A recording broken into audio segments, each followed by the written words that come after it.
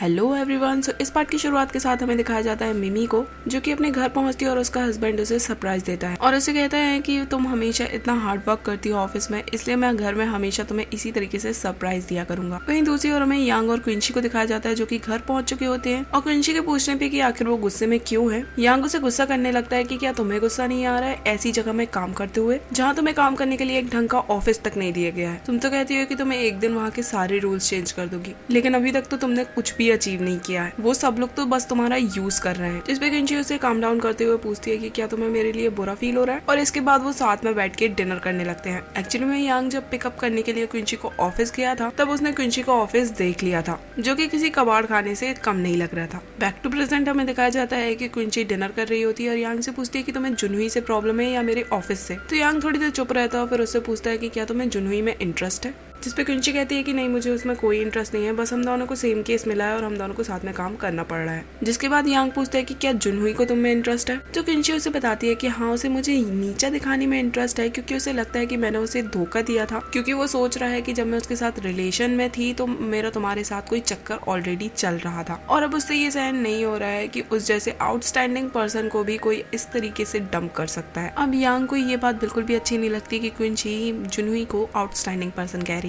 फिर आगे दिखाया जाता है कि यांग अपने रूम में होता है और सोने की कोशिश कर रहा होता है, पर उसे नींद नहीं आ रही होती है, क्योंकि उसे यही बात परेशान कर रही होती है कि क्विंची को जुनहुई आउटस्टैंडिंग लगता है। इसके बाद वो अपने दोनों ही टर्टल से उन दोनों के बीच में एक जन को चूज करने के लिए कहता है कि आखिर उन दोनों में से कौन आउटस्टैंडिंग है। फिर वो एक तरफ अपनी फोटो रख देता है और दूसरी तरफ जुनहुई का स्केच बना के रख देता है, जिसमें से एक टर्टल तो यांग को वोट करता है। यांग ये देख के बहुत खुश होता है, पर तभी वहाँ पे क्विंची आ जाती है, तो यांग जल्दी से जुनहुई का पोर्ट्रेट छुपा लेता है। यहाँ पे क्विंची यांग को उसके काम में हेल्प करने के लिए कहती है, पर यांग उसे डायरेक्टली मना कर देता है और कहता है कि मुझे नींद आ रही है तो मैं सोने के लिए जा रहा हूँ। तो क्विंची कहती है कि तुम सोने लगे, क्या तुम मेरी हेल्प नहीं करने वाले। तो यांग कह देता है कि अगर तुम्हें हेल्प चाहिए ही है तो जाओ उस आउटस्टैंडिंग पर्सन से मांग लो। ये बात सुनते ही क्विंची उसके बगल में आके बैठ जाती है और उसे पूछती है कि क्या तुम जेलस फील कर रहे हो, क्योंकि मैंने जुनहुई को आउटस्टैंडिंग कहा। जिसपे यांग अपनी फिलोसफी जानने लगता है कि मैं किसी से भी जेलस फील नहीं करता हूँ, जो भी मुझसे बेटर होते हैं मैं उनकी रिस्पेक्ट करता हूँ, और जो लोग मुझसे बेटर है ही नहीं मैं भला उन लोगों से जेलस क्यों फील करूंगा। तो क्विंची कहती है कि ठीक है, मैं मान लेती हूँ कि तुम जेलस फील नहीं कर रहे हो,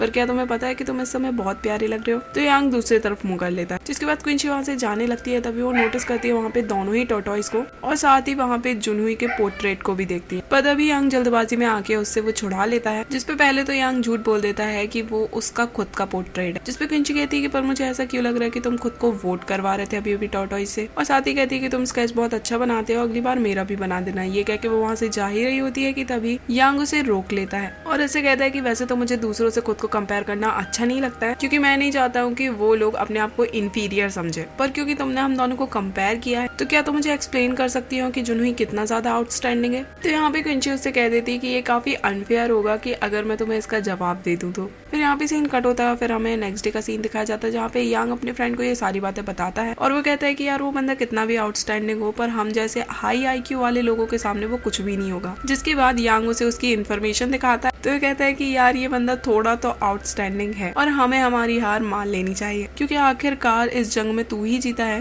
क्योंकि तू क्विंची का हस्बैंड है। वो ये सब कुछ कह ही रहा होता है कि तभी यांग वहाँ पे एक आदमी को देखता है और उसे देखते हुए उसे एक फ्लैशबैक याद आता है, जिसमें दिखाया जाता है कि वो आदमी उसका बॉस होता है और उसका रेजिग्नेशन लेटर फाड़ देता है, और साथ ही उसे धमकी दे रहा होता है वो आदमी कि अगर तुम यहाँ से जॉब छोड़ के गए तो मैं ये श्योर करूंगा कि तुम कभी दोबारा सिक्योरिटी इंडस्ट्री में काम ना कर पाओ। और इसी वजह से यांग इस आदमी से बहुत ज्यादा नफरत करता था। यांग का फ्रेंड भी ये बात जानता था, तो वो यांग का ध्यान उस पर से हटाने की कोशिश करता है, लेकिन यांग उसकी तरफ गुस्से में देखता है तो वो वहाँ से चला जाता है। अगले सीन में दिखाया जाता है कि यांग अपने फ्रेंड से पूछ रहा होता है कि आखिर वो इस बैंक में क्यों आए हैं, जिसपे इसका फ्रेंड बताने लगता है कि mister Q Feng you finance के प्रेसिडेंट है, और साथ ही वो हमारे बैंक प्रेसिडेंट के फ्रेंड भी हैं, इसलिए वो कभी कभी यहाँ पे आ जाते हैं। सुनने के बाद यांग वहाँ से जाने लगता है, तो उसका फ्रेंड रोकता है और कहता है कि क्या तुम ये जॉब क्विट करने वाले हो। जिसपे यांग कहता है कि मुझे लोन मिलने में अभी 6 महीने लगेंगे, तो भला मैं जॉब छोड़कर क्यों जाने लगा। नेक्स्ट सीन में हमें फीफी को दिखाया जाता है जो कि फैंग के बॉयफ्रेंड से मिलने के लिए आई होती है, और यहाँ पे येरिन काफी नॉर्मली बिहेव कर रहा होता है, और साथ ही फैंग उसे बताती है कि फीफी उसकी बचपन की फ्रेंड है। येरिन से मिलने के बाद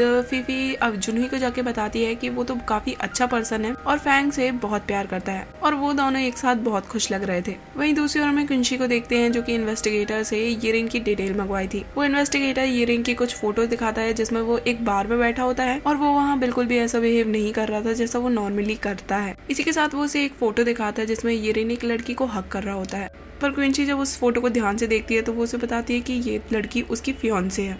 जिसपे इन्वेस्टिगेटर कहता है कि मुझे थोड़ा ना पता था कि ये उसकी फियांसे होगी, और वैसे भी अपनी फियांसे को ऐसी जगह पे कौन लेके जाता है। और क्विंसी से कहता है कि मैं अभी उसके बारे में और इन्वेस्टिगेट करूंगा।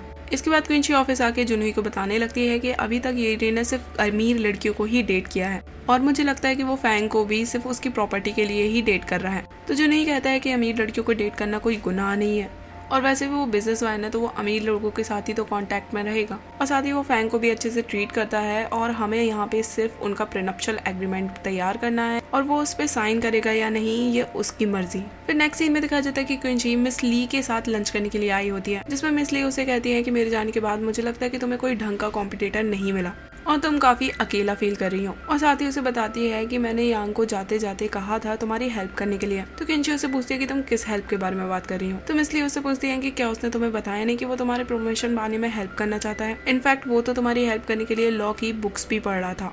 मिस ली की ये बात सुनने के बाद क्विंसी को याद आता है कि जब यांग ने उसकी हेल्प के लिए पूछा था तो उसने यांग से काफी रूडली कह दिया था कि उसे लॉ के बारे में कुछ भी नहीं पता, तो मुझे सिखाने की जरूरत नहीं है कि मेरा प्रमोशन कैसे होगा। और इस बात से यांग बहुत ज्यादा नाराज भी हो गया था। फिर नेक्स्ट सीन में हमें क्विंसी को दिखाया जाता है जो कि यांग के साथ बैठ के डिनर कर रही होती है। तभी यांग उससे उसके केस के बारे में पूछता है, तो क्विंसी उसे बताती है कि हमने प्रीनप्शियल एग्रीमेंट तो तैयार कर लिया है, पर मुझे नहीं लगता कि येरिन उस पर इतने ईजिली साइन करने वाला है। उस बंदे के साथ कुछ ना कुछ तो गड़बड़ है। फिर बाद में वो यांग से पूछती है कि तुम इतने अपसेट क्यों दिखाई दे रहे हो। तो यांग कहता है कि नहीं मैं अपसेट नहीं हूँ, मैं यूजुअली ऐसे ही दिखता हूँ। तो क्विंसी को मिस ली की कही हुई बात याद आती है और वो यांग से पूछती है कि क्या तुम मुझे कुछ बताना चाहते हो, पर यांग मना कर देता है। क्विंसी अपने रूम में चली जाती है।